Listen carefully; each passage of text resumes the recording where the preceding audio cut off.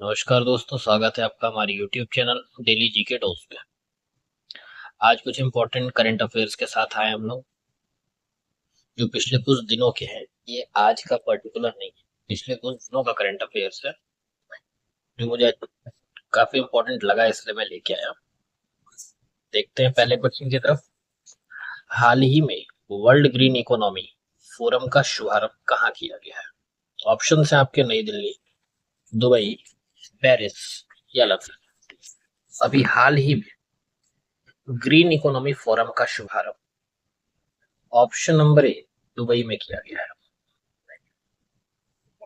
इसका विषय था इस बार का ग्लोबल एक्शन को सशक्त बनाना, अवसरों को खोलना और प्रगति को आगे बढ़ाना। अगले सवाल पे चलते हैं। हाल ही में किस राज्य सरकार ने लड़कियों की शिक्षा के लिए निजुत मोइना योजना शुरू की है? ऑप्शन हैं आपके असम, मणिपुर, नागालैंड और मिजोरम। तो अभी हाल ही में असम राज्य सरकार ने लड़कियों की शिक्षा के लिए निजुत मोइना योजना शुरू की है। ये योजना बाल विवाह को रोकने और छात्राओं को उच्च शिक्षा प्रदान करने के उद्देश्य से शुरू की गई है। इस योजना के तहत क्लास 11 से 12 तक के जो बच्चियां होंगी उनको 1,000 रुपए मंथली वजीफा मिलेगा। डिग्री में जो छात्राएं पढ़ रही हैं उनके लिए 1,250 रुपए, और स्नातकोत्तर यानी कि पोस्ट ग्रेजुएट जो कर रहे हैं उनको 2,500, यानी कि 11-12 के लिए 1,000, डिग्री वालों के लिए 1,250 और पोस्ट ग्रेजुएट वालों को 2,500 रुपए का स्टाइपेंड मिलेगा। अगला सवाल है हमारा, लिपुलेख दर्रा जो हाल ही में समाचारों में देखा गया किन देशों के त्रिकोणीय संगम के पास स्थित है? ऑप्शन है आपके भारत, म्यांमार और बांग्लादेश, भारत, नेपाल और चीन, भारत, भूटान और चीन, या चीन, भूटान और नेपाल। तो लिपुलेख दर्रा जो हाल ही में समाचारों में देखा गया वो आपका भारत, नेपाल और चीन के त्रिकोणीय संगम के पास स्थित है। एक्चुअली यहीं से इस बार किसी ने शायद कैलाश पर्वत के भी दर्शन किए थे, इस वजह से ये काफी चर्चा में रहा है। अगला सवाल, दीपा कर्माकर जिन्होंने हाल ही में अपनी सेवानिवृत्ति की घोषणा की, ये किस खेल से जुड़ी थी? ऑप्शन है आपके जिम्नास्टिक्स, बैडमिंटन, हॉकी या टेनिस। दीपा कर्माकर इन्होंने हाल ही में अपनी सेवानिवृत्ति की घोषणा की, ये जिम्नास्टिक्स से जुड़ी हुई थी। ओलंपिक्स और कॉमनवेल्थ गेम्स में ये कांस्य पदक विजेता भी रही है। अगला सवाल है हमारा, पश्तून जातीय समूह मुख्य रूप से किन देशों में पाया जाता है? ऑप्शंस, अफगानिस्तान और पाकिस्तान, तुर्की और ईरान, इराक और यूएई, या सीरिया और सऊदी अरेबिया। तो पश्तून जातीय समूह ये मुख्य रूप से अफगानिस्तान और पाकिस्तान में पाए जाते हैं। पाकिस्तान ने तो पश्तून आपका जो पश्तून तहफ़्फ़ुज़ या मूवमेंट है इस पर प्रतिबंध भी लगा दिया है। ये रीजन देखे कि ये राष्ट्रीय सुरक्षा के लिए खतरा है, नेशनल सिक्योरिटी की बात है। आगे बढ़ते हैं। हाल ही में भारतीय नौसेना में शामिल किए गए दूसरे स्वदेशी सर्वेक्षण पोत का नाम क्या है? ऑप्शन है आपके निर्देशक, विक्रांत, कावेरी या कलाहारी।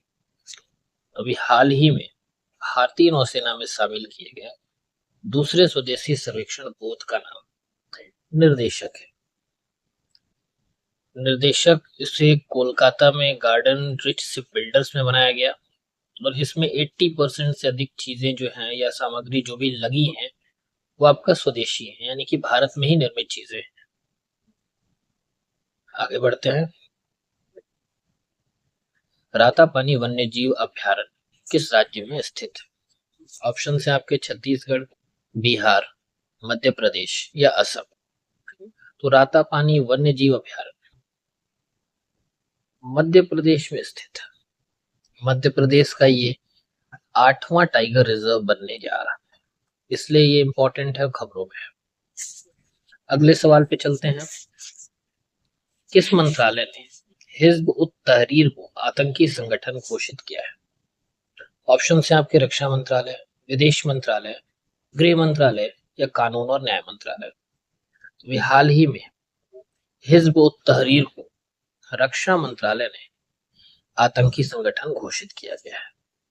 अगला सवाल पे, भारतीय संविधान की 75वीं वर्षगांठ बनाने के लिए घोषित अभियान का नाम क्या है?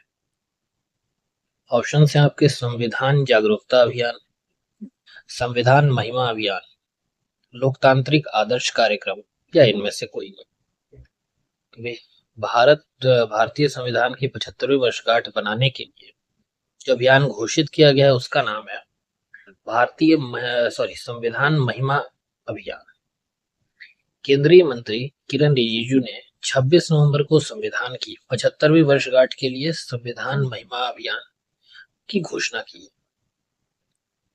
अगला सवाल, एशियाई टेबल टेनिस चैंपियनशिप में भारत का पहला पदक जीतकर इतिहास रचने वाली ग्रुप खिलाड़ी कौन?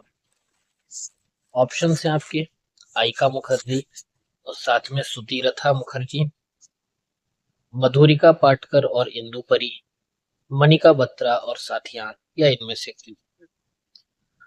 तो एशियाई टेबल टेनिस चैंपियनशिप में भारत का पहला पदक जीतकर इतिहास रचने वाली दो खिलाड़ियां हैं, आइका मुखर्जी और सुतीरथा मुखर्जी। काफी इंपॉर्टेंट क्वेश्चन है क्योंकि एशियन टेबल टेनिस चैंपियनशिप में भारत का पहला पदक है और इस वजह से ये चर्चा में है। और इस बार ये जो एशियन टेबल टेनिस चैंपियनशिप जो हुआ ये कजाकिस्तान के अस्ताना में हुआ है, जिसमें इन लोगों ने कांस्य पदक जीता है और इतिहास रचा है। अगला सवाल, हेलफायर मिसाइल जो हाल ही में खबरों में थी किस देश द्वारा विकसित की गई है?